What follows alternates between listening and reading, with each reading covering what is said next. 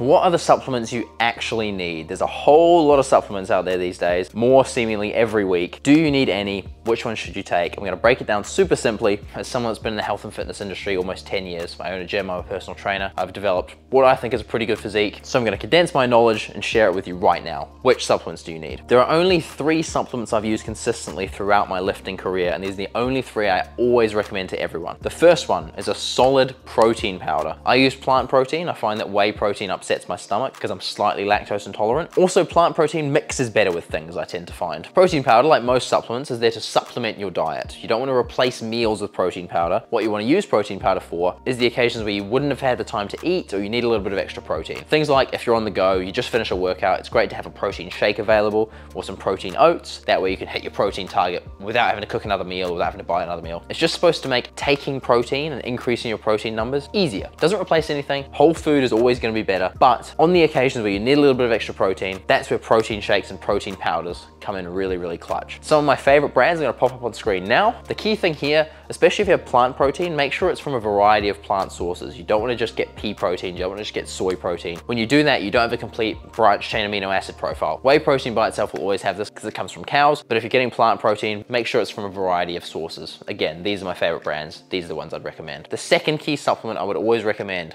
creatine, one of the most researched and developed supplements on the market. Take creatine, you're gonna get bigger muscles, you're gonna get stronger. It's that simple. Ideal serving size, around 5 grams a day. I take 10 grams just to make sure I'm hitting that 5 grams in case I've not quite measured it right. It's not gonna make you lose your hair. That was a strange sort of research that came out recently. That's been disproven. All it's gonna do is make you stronger, make your muscles bigger. I take this year round. I recommend it to absolutely everyone. I've never done a loading phase of creatine. That's something people talk about. Don't stress yourself out too much about that. Just start adding 5 to 10 grams of protein every day and you will see some quite positive results. The third and final supplement that I recommend, this one I take every now and then, is a solid pre-workout. Doesn't really matter the brand. The main purpose of the pre-workout is to get some caffeine in your system. And the reason I say I don't always take this is because typically I'll just have a coffee. You can go real deep down the rabbit hole of pre-workouts, of all the different pump ingredients, this, that. Bottom line is, they may add 5 to 10% to your workout, but over the long enough time horizon, if you're absolutely smashing yourself with pre-workouts every single day, it's gonna have a negative impact on you. Therefore, what I'll typically rely on is some kind of, I've got one right here actually, some kind of coffee to act as a pre-workout, just to give you that caffeine stimulant, give you some more energy to get through the workout. The only times I'd recommend you actually take a physical pre-workout